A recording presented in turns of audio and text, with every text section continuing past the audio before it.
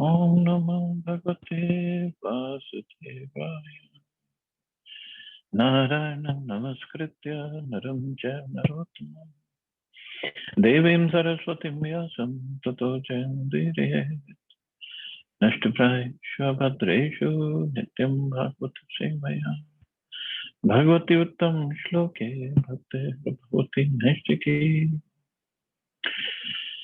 So, continuing with the discussion on Srimad Bhagavatam, Canto 5, today we are starting new chapter number 3, Rishabdev's appearance in the womb of Merudevi, the wife of King Nabhi. Text 1. Shri Shukuvacha Nabhirpatya Kama Aprajeha Merudevya Bhagvantam Yagpurusham Ava Hitatma Yajat. Shukdev Goswami continued to speak. Maharaj Nabhi, the son of Agnidra, wished to have sons, and therefore he attentively began to offer prayers and worship the Supreme Personality of Godhead, Lord Vishnu, the master and enjoyer of all sacrifices. Maharaj Nabhi's wife, Meru Devi, who had not given birth to any children at that time, also worshipped Lord Vishnu along with her husband. So, previous chapter we studied how Maharaj Agnidhra and this heavenly Apsara, Purvachitti, they had 9 sons, and Nabhi was the eldest. And after the sons were born, Agnidhra was still so much absorbed in Purvachitti that he continued to meditate on her, although she had went back to the heavenly planets. So he left his body and he joined her in that Pitriloka. And before he went, he had already divided his kingdom among all these 9 sons. And now a story about Maharaj Nabhi. So they wanted to have a son, or wished to have sons. See, this is the Vedic system. It's not that they went to some Pir Baba or this or that. They directly worshipped Supreme Personality of Godhead, Lord Vishnu, because they knew he is a master and enjoyer of all sacrifices. So all sacrifices should be meant to please Krishna or Vishnu. And when he is pleased, he can give anything that he wants. So along with Maharaj Nabhi, Meru Devi also worshipped her husband to do joined her husband to worship Lord Vishnu. Tasya havav shraddhya vishuddha bhavena yajatah pravargayeshu pracharatsu dravyadesha kalam mantra tvig dakshinan vidhana yogopapatyah duradhigamo api bhagwan bhagvat vatsalyaptyah supratik atmanam aparajitam nijjanabhi pretartha viditsaya grihita hridayangamam mano nayanananda avyav abhiramam avishchakara. In the performance of a sacrifice, there are 7 transcendental means to obtain the mercy of the Supreme Personality of Godhead. First, by sacrificing valuable things or eatables. Second, by acting in terms of place. Third, by acting in terms of time. 4, by offering hymns. 5, by going through the priest. 6, by offering gifts to the priests. And 7, by observing the regulative principles. However, one cannot always obtain the Supreme Lord through this paraphernalia. Nonetheless, the Lord is affectionate to his devotee. Therefore, when Maharaj Nabhi, who was a devotee, worshipped and offered prayers to the Supreme Lord with great faith and devotion and with a pure, uncontaminated mind, superficially performing some yajna in the line of Pravargya, the kind Supreme Personality of Godhead, due to his affection for his devotees, appeared before King Nabhi in his unconquerable and captivating form with 4 hands. In this way, to fulfill the desire of his devotee, the Supreme Personality of Godhead manifested himself in his beautiful body before his devotee. This body pleases the mind and eyes of the devotees. Hmm.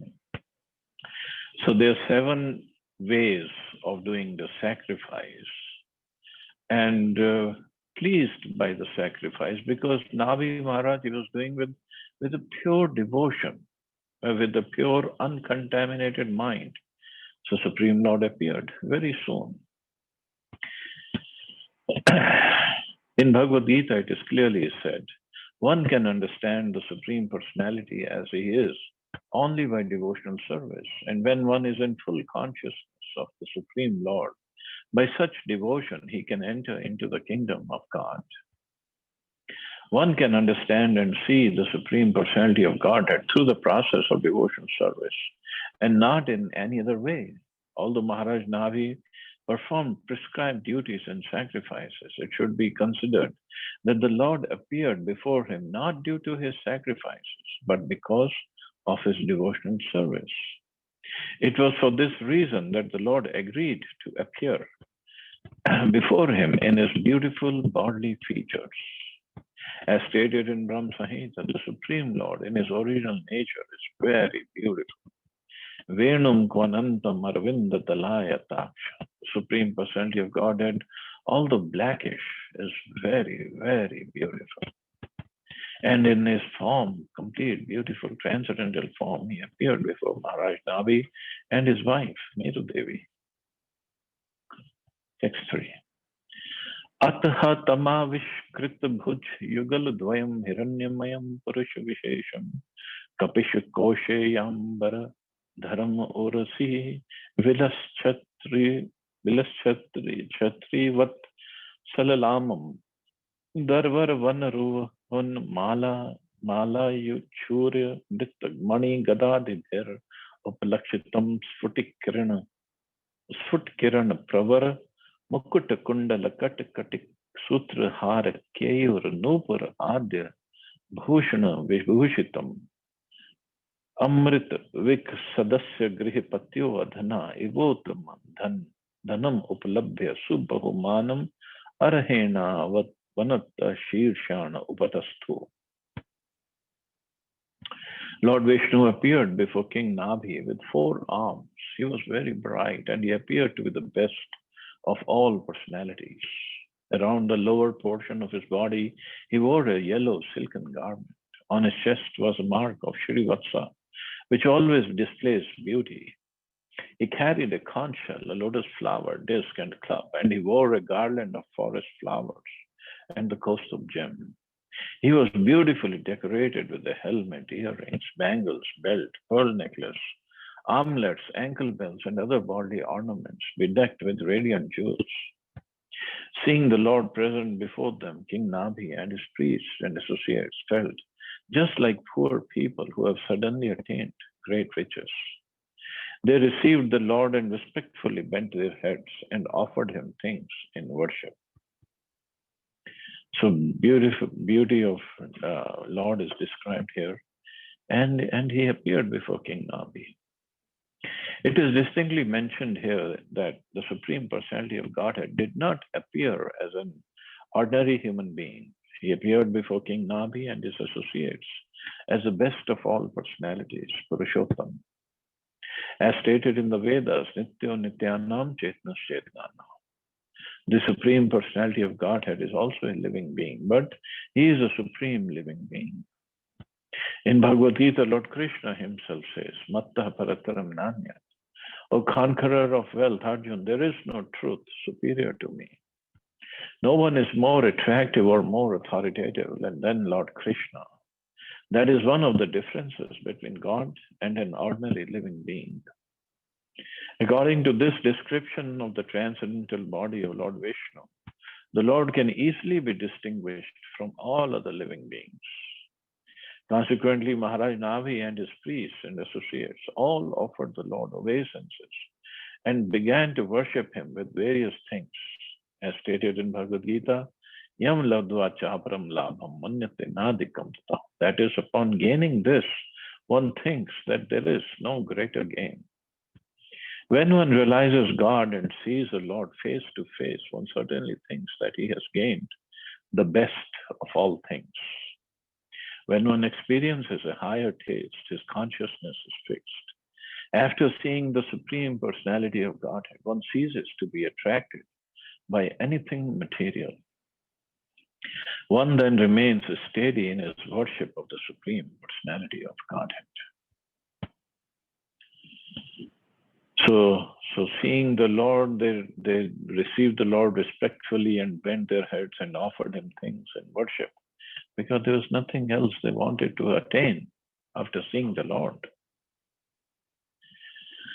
Ritvij uchu arhasi muru hartam arhanam asmakam anupathanam namo nama iti etavat sad upshikshitam ko arhati puman prakriti gunavyati karam ke karam matir anisha ishwarasya parasya prakriti purushayor vakt nabhir नाम रूपा कृति रूप निरूपणम सकल जन व्यवृजन निरसंशिवतम अप्रवर गुण गणैक देश कथनादृते. The priest began to offer prayers to the Lord, saying, O most worshipable one, we are simply your servants. Although you are full in yourself, please, out of your causeless mercy, accept a little service from us, your eternal servants. We are not actually aware of a transcendental form, but we can simply offer our respectful obeisances again and again, as instructed by the Vedic literatures and authorized acharyas. Materialistic living entities are very much attracted to the modes of material nature, and therefore they are never perfect. But you are above the jurisdiction of all material conceptions. Your name, form, and qualities are all transcendental and beyond the conception of experimental knowledge. Indeed, who can conceive of you? In the material world, we can perceive only material names and qualities. We have no other power than to offer our respectful obeisances and prayers unto you, the transcendental person. The chanting of your auspicious transcendental qualities will wipe out the sins of all mankind. That is a most auspicious activity for us, and we can thus partially understand your supernatural position. So the Lord appeared, and the priests are offering the prayers. So they were the priests who were appointed by Maharaj Dabhi to do the sacrifices. The Supreme Personality of Godhead has nothing to do with material perception. Even the impersonal Shankaracharya says, Narayana Paro Avektat. Narayan, the Supreme Personality of Godhead, is beyond the material conception. We cannot concoct the form and attributes of the Supreme Personality of Godhead. We must simply accept the description given in the Vedic literatures about the Lord's form and activities. As stated in Brahm Samhita, Chinta Mani Prakara Sadmashu. I worship Govinda, the primeval Lord, the first progenitor who is tending the cows, yielding all desires in abodes built with spiritual gems and surrounded by millions of purpose trees, millions of desire trees. He is always served with great reverence and affection by hundreds and thousands of goddesses of fortune. We can have some conception of the absolute truth, his form and his attributes, simply by reading the descriptions given in the Vedic literatures and authoritative statements given by exalted personalities like Brahma, Nada, Shukdev Goswami, and others. Srila Rupa Goswami says, Atah Shri Krishna Namadi Nam Bhaved Virayam Indriya. We cannot conceive the name, form, and qualities of Shri Krishna through our material senses. Because of this, other names of the Lord are Adhokshaja and Aprakrita, which indicate that he is beyond any material senses. Out of his causeless mercy upon his devotees, the Lord appeared before Maharaj Navi. Similarly, when we are engaged in the Lord's devotional service, the Lord reveals himself to us. Sevan mukhehi jivado swayameva spurati yada. This is the only way to understand the Supreme Personality of Godhead. As confirmed in Bhagavad Gita, One can understand the Supreme Personality of Godhead through devotional service. There is no other way. We have to hear from the authorities and from the Shastras and consider the Supreme Lord in terms of their statements. We cannot imagine or concoct forms and attributes of the Lord. So the Lord has a form. Lord is not Nirakar, first of all. And the form that he has, it's not that we make up according to our imagination. Whatever is given in the scriptures, that is what we follow. So, so somebody can say, just like this picture behind me, painting, or this, it was made an animation movie. So is this what Krishna looks like? Or Krishna looks like something else? So there's like Radha Shyam Sundar in Vrindavan temple, or Radha Parsarthi in Delhi temple, or Radha Rasbihari in Mumbai temple. What does he look like? Well, the form is mentioned in the scriptures that he is Ghanshyam and he is this. He wears a peacock feather, he wears yellow clothes, and he has a flute, he has Vajanti Mala, and so on and so forth. But the rest, how exactly does it look like? Well, he can take any form according to his devotees' wishes. Exact form, if we want to see, that is mentioned that Sri Radha Raman in Vrindavan, that's what he exactly looks like, according to Mother Uttara. But Radha Parsarthi is also what he looks like. Radha Shyam Sundar is also what he looks like. So he can have unlimited forms to have unlimited relationships with his unlimited devotees. It's not impossible for him to do so. And every form is original. So scriptures give certain idea about the form of the Lord. But at the same time, it's not that we are going to make up the form of the Lord. That, okay, I can make up anything. Maybe he has 2 horns, or maybe he has whatever, 10 hands, or whatever. No. We go according to the scriptures, whatever the scriptures say. So this is what Prabhupada says, we cannot imagine or concoct forms and attributes of the Lord. So therefore some atheists always, they argue, did God made us or we made God? According to them, we are making up God because nobody knows who God is. So if there is something like our God, and he said, older days, all the sages got together and they wrote down the scriptures and they said, okay, this is what God looks like. But this is their misconception because they cannot understand it. Thus, the sages are self-realized souls. They're not just ordinary people who are going to cheat public by making up something without any particular background or basis. That doesn't make sense. Because these atheists can only think of cheating. So they think everybody's cheating them and everybody's cheating everybody else. So everybody looks at the world according to his own consciousness.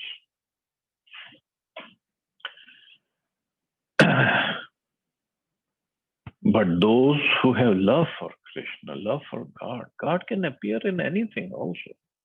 Just like when Hiranyakashipu was mad at his son, he asked, okay, where does your God live? He lives everywhere, Father. Does he live in this pillar? Is he present in this pillar? Yes, he's there. So Prahlad Maharaj could see the Lord in the pillar. But the atheist Hiranyakashipu didn't have the faith, so he could not see.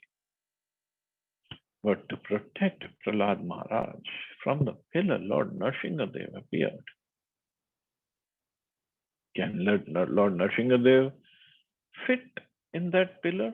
Was he that small? No. But to have his pastimes, he can be smaller than the smallest and bigger than the biggest. So he just squeezed himself inside the pillar. Oh, he didn't have to squeeze, he's spiritual. But these are inconceivable pastimes. We cannot understand all this. How Varahadev appeared, how he appeared from the nostril of Brahmaji. When Brahmaji was in deep thought, he was worried. Where did the earth go and how am I going to get the earth back? So Varahadev appeared from the nostril of Brahmaji. So it's hard to understand, very, very hard to conceive of the form, of the pastimes, of the beauty of the Lord.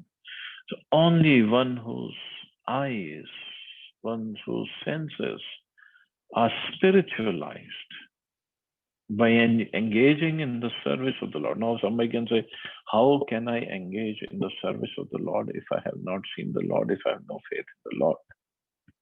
So, well, we do have to have faith in the acharyas or scriptures. And then we start working. And then we slowly develop more faith because the Lord starts to reciprocate.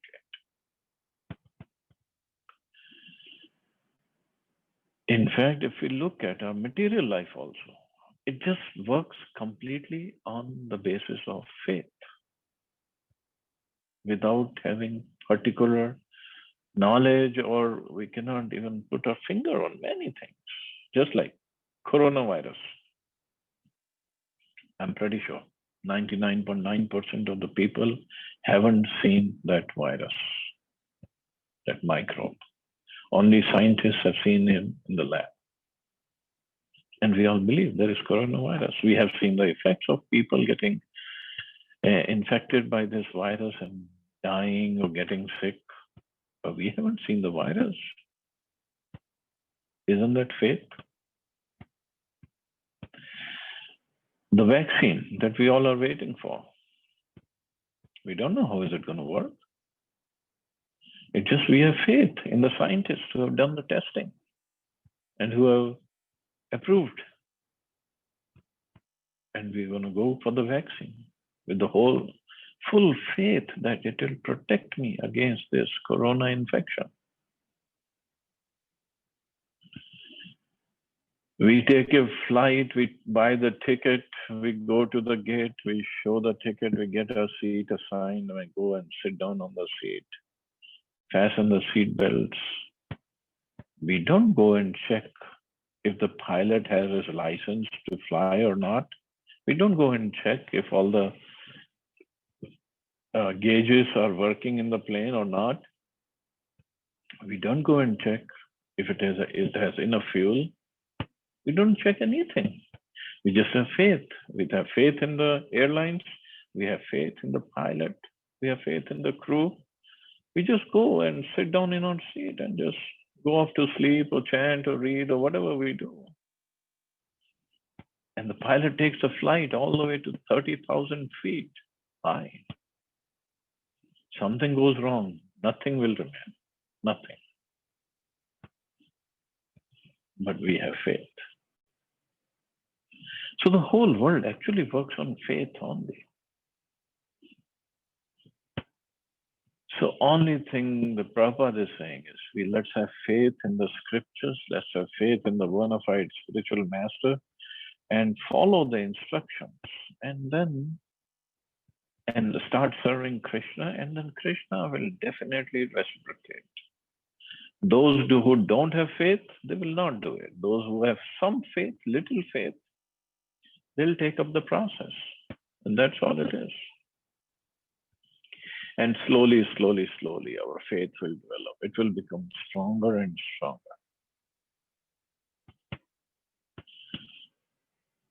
Text 6. Parijana anuraga virachit shabala sanshabda salalasit kislayat tulsi kadurvang kurerapi sambhritya saparyaya kil param paritushyasi. O Supreme Lord, you are full in every respect. You are certainly very satisfied when your devotees offer you prayers with faltering voices and in ecstasy bring you tulsi leaves, water, twigs, bearing new leaves, and newly grown grass. This surely makes you satisfied. One does not need great wealth, education, or opulence to satisfy the supreme personality of Godhead. If one is fully absorbed in love and ecstasy, he need offer only a flower and a little water. As stated in Bhagavad Gita, Patram Pushpam Phalam Doyam. If one offers me with love and devotion, a leaf, a flower, a fruit, or water, I will accept it. The main condition is with love and devotion. The Supreme Lord can be pleased only by devotional service. Therefore, it is said here that the Lord is surely satisfied by devotion and nothing else. Quoting from the Gautamiya Tantra, the Hari Bhakti Vilas states, Sri Krishna, who is very affectionate towards his devotees, sells himself to a devotee who offers merely a tulsi leaf and a palmful of water. The Supreme Lord is causelessly merciful upon his devotees, so much so that even the poorest of men can offer him a little water and a flower in devotion and thus please him. This is due to his affectionate dealings with his devotees. So this affection, that's what binds Krishna.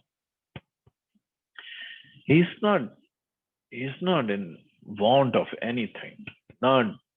Certainly not flower, fruit, or leaf, or little water. He doesn't need it. Only thing that he wants is our love. In that love, Vidurani ji offered him the skin of banana, not even the banana, the eatable part, the skin of banana. And Krishna was relishing it. He was eating it. He was relishing it. Shabri was offering Ram the bear that she had tasted before offering to the Lord. And Ram was loving it. Ram was not in need of some bear, some berries of the jungle, that too half eaten by Shabri. He was tasting the love of Shabri. That's what he wants. In reciprocation, he gives himself to that devotee.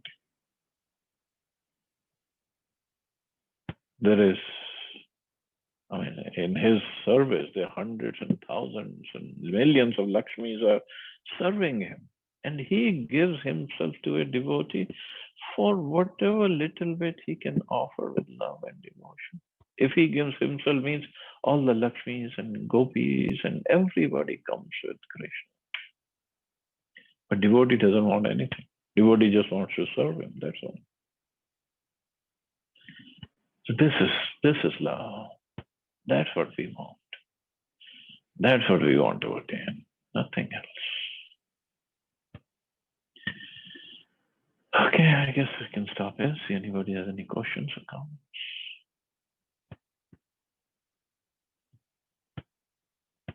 Hare Krishna, Prabhuji. Hare Krishna. Prabhuji, no questions. Today is Sadhu Bhushan Prabhu's birthday, Prabhuji. Just wanted to make that announcement. He's there in the class. Oh, Jai, happy birthday, Sadhu Bhushan Prabhu. He writes wonderful poems and would love to read more of his realizations. Thank you, Prabhuji. Your presence is wonderful in my life. Thank you so much. Oh, come on. Thank you, Prabhu. So enjoy your birthday in Vrindavan. Yes, Prabhuji, I'm in Vrindavan. Jai Ho. Jai Ho. Happy birthday, Sadhu Bhushan Prabhuji. Happy birthday. Thank you so much. Happy birthday. Thank you. Happy birthday, Sadhu Prabhuji. Thank you. Thank you so much. Sadhu Bhushan Prabhuji, Shashi Bhushan Prabhuji hai Prabhuji. Just clarify your name first. I always get Yeah. confused. There are two people. Sadhu Bhushan is his initiated name. Shashi Bhushan Acha. was different. Okay. Okay. Sadhu Prabhuji, Hare Krishna. Wish you a very happy birthday. Thank you so much, Prabhuji. Thank you. Thank you so much. Prabhuji. Happy birthday, sir. Thank you, Prabhuji. Hare Krishna Prabhuji. Hare Krishna, Hare Prabhuji. Krishna. Akrod Divya Prabhu. we have two names. I saw your name. Yeah, that's a wonderful You are name in- you got. You are in Bindrapan Prabhuji? Yes, Prabhuji. I'm in Vrindavan. Yes. Wow, great. What a wonderful day to have a birthday. Great day, Prabhuji. Thank you, Prabhuji. Makar Sankranti. Wonderful, Yeah, Makar Sankranti. wonderful dates only. Hari Bol.